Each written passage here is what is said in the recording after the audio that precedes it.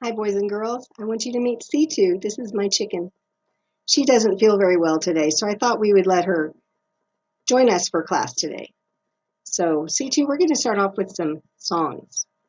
And all three songs are about the wonderful thing that God did when Satan tried to destroy the world and destroy his creation. And God had a big surprise for him. So, the first song is about the creation itself. God made the big round sun.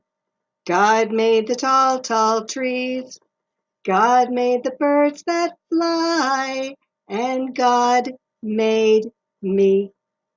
Now, C2, you're a bird, but you can't fly. But that's okay, because God made you to be a chicken. And the next song is about how Jesus loves us. You ready for that one? Jesus loves me, this I know, for the Bible tells me so. Little ones to him belong. They are weak, but he is strong. Yes, Jesus loves me. Yes, Jesus loves me. Yes, Jesus loves me. The Bible tells me so. The last song, C2, is about the big surprise that God had for Satan. Because Satan thought that since he could get people to do bad things, he had destroyed God's whole plan. But that wasn't right. Here's the song. He paid a debt he did not owe.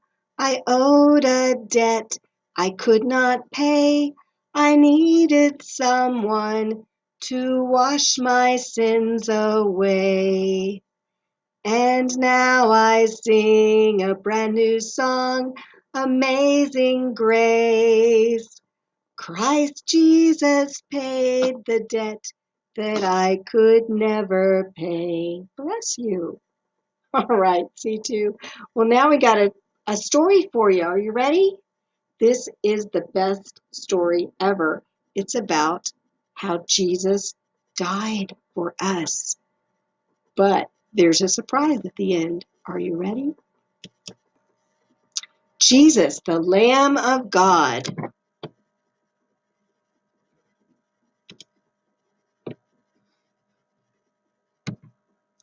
Jesus was eating the yearly Passover meal with his disciples. When he served them the bread and the wine, he told them it was his body and his blood. He said, "It is poured out to forgive the sins of many people." The disciples did not know what he was talking about. All their lives, the disciples had known that whenever they broke God's law, they must make an offering to God to pay for their sin. They would sacrifice a lamb. The trouble was, they kept on sinning, and so they had to keep making sacrifices. Now, Jesus was trying to tell them that he was about to become the Lamb of God, the perfect offering to pay for the sins of the world. Later, Jesus and his disciples went outside. He told them that this night they would all turn away from him. Peter said, "Even if everyone else does, I will never turn away from you." Jesus told him, "Tonight, before the rooster crows, you will deny me 3 times." Jesus walked with them to a place called Gethsemane. There, he prayed to God because he knew that he was going to be killed soon in a very painful way. He cried, "Father, if it is possible, let this suffering not happen to me, but do what you want, not what I want." As Jesus was praying in the darkness, his disciples fell asleep. While they were in the garden, another disciple named Judas showed up. He was leading some people to Jesus, people who hated Jesus and wanted to kill him. Peter got out his sword and tried to defend Jesus, but Jesus told him to put the sword away. The time had come for Jesus to die. The men took Jesus away and brought him to the high priest. Many religious leaders were gathered there. The high priest asked him, "Are you the Messiah, the Son of God?" Jesus answered, "You said it. From now on, you will see the Son of Man sitting at the right hand of the Mighty One." The high priest declared, "This is blasphemy, disrespect for God." And the others agreed, "He deserves to die." Meanwhile, Peter was sitting outside in the courtyard. A servant girl came up to him and said, "This man was with Jesus." Peter said, "I don't know what you're talking about." Another servant girl said, "This man was with Jesus." But Peter said, "I don't know the man." Later, some others came up and said to Peter, "Of course you are one of them. You talk like they do." Peter said, "I swear I do not know him." Just then the rooster crowed. Peter remembered what Jesus had said. He went out and cried bitterly. In the morning, the chief priests and religious leaders took Jesus to Pilate, the governor. His soldiers beat Jesus with a whip and spit on him. They dressed him up like a king, but the crown they put on his head was made of thorns. Finally, they crucified him, nailing him to a large wooden cross where he hung until he died. That evening, one of Jesus' followers took the body of Jesus and laid it in his own tomb. Pilate had a guard placed at the tomb to keep anyone from stealing the body. The next day was the Sabbath, a day of rest for the Jews. It was a long, sad day for the followers of Jesus. Their Lord was gone. Their hope was lost. Finally, the Sabbath was over. As the sun was rising on the first day of the week, some of the women who were followers of Jesus came to the tomb. Suddenly there was an earthquake, and an angel came down and rolled away the stone. The guards were terrified, but the angel said to the women, "Don't be afraid. I know that you are looking for Jesus, who was crucified. He is not here. He has risen, just as he said he would. Come and see the place where he was lying. Go quickly, tell his disciples he has risen from the dead. He is going ahead of you into Galilee. There you will see him." So the women hurried away from the tomb. They were afraid, but they were also very happy. They ran to tell the disciples. Suddenly Jesus met them. "Greetings," he said. "Don't be afraid. Go and tell my brothers to go to Galilee. They will see me there."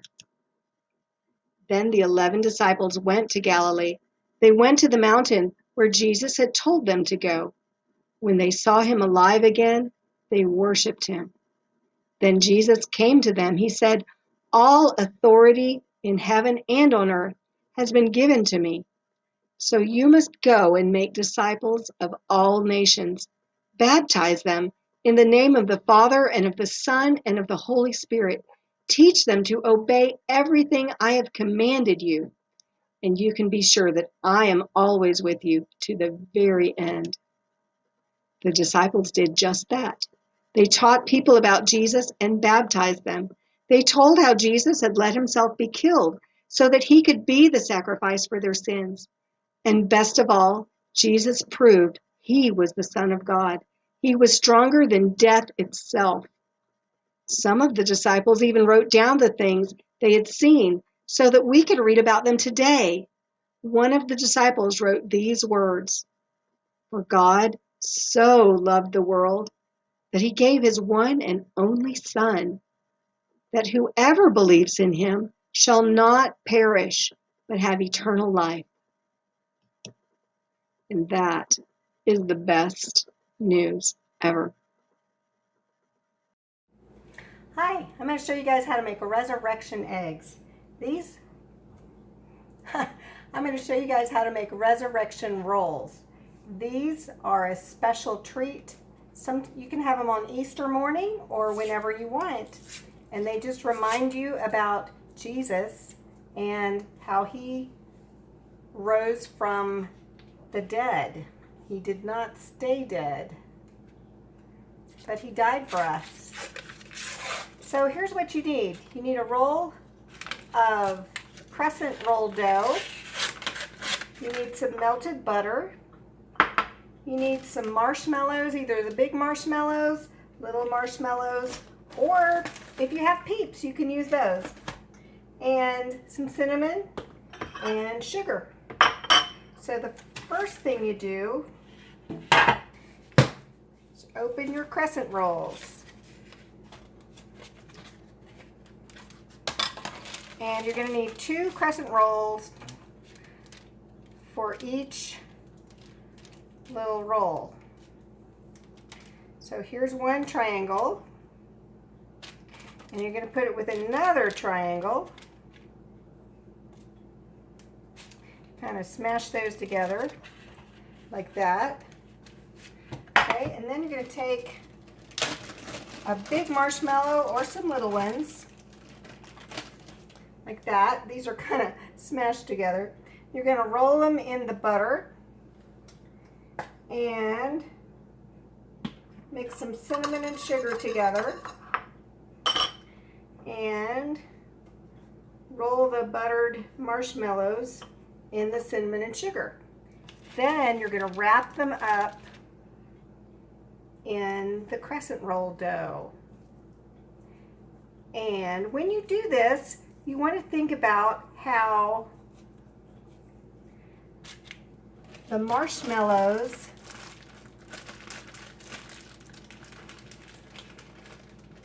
see how white they are and pure and innocent?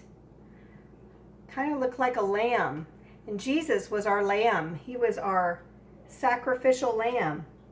And when he died, he got all wrapped up and put in a tomb.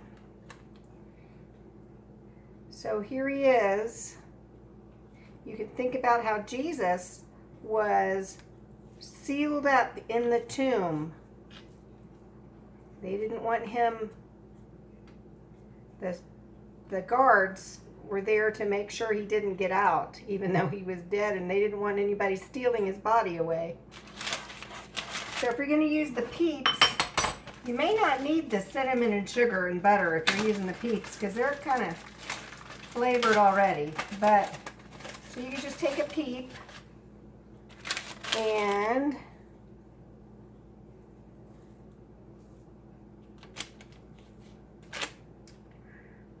wrap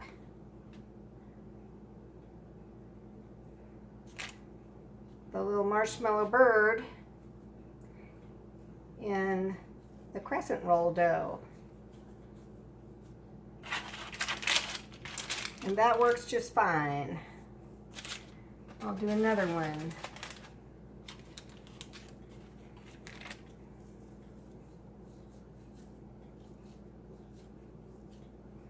I want to seal it up really good. Okay, so now I have 4 tombs. I'm going to sprinkle a little bit of cinnamon and sugar on top of them. Then I'm going to put them in the oven. And this oven is preheated. I'm going to put it in the oven for 13 minutes at 375 degrees.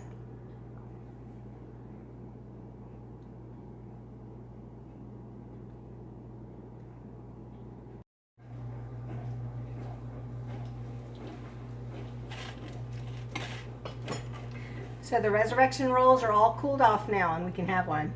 I can have one. I hope you try this at home. So when I look at the resurrection roll, I remember the tomb of Jesus where he was laid. And I remember on Sunday morning, the women who came to see Jesus' body had waited all day Saturday. They'd watched him die on Friday.